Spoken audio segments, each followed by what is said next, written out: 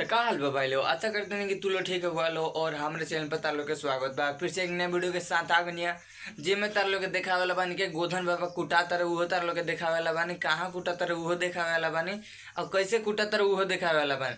तार लोग एक पहले वाला वीडियो में देखल रहे कि गोधन बाबा पराई रहे हैं और ये वीडियो में तार लोग के देखा होता कि गोधन बाबा अब कुटाता रहे। तो चलो देर ना करम फटाफट तार लोग ले चलते हैं हम दिखावे खातिर।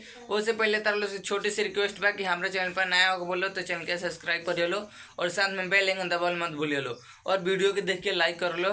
ज़्यादातर वीडियो हमारे तू लोग देखत निकल लो, ऐसे कि छोटा यूट्यूबर बनी एक वजह से तू लोग वीडियो निकल देखत, तो तू लोग सपोर्ट कर लो तब हम बड़ा यूट्यूबर बने। तो चलो देर ना करम तार लोग ले चलते नहीं फटाफट, जहाँ कुटा तारे वो जा तार लोग दिखावे खातिर। तब तक हमारे वीडियो पर बना रहा लो।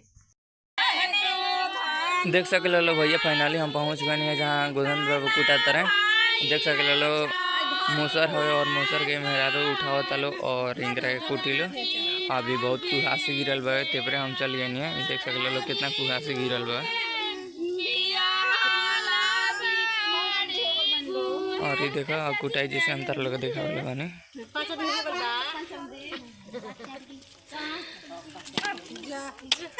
ये देख सकल भैया कुटा गए और एक बाद से लगन शुरू हो जाए। गोधन बाबा के बना के इनकरा कुट डाल गए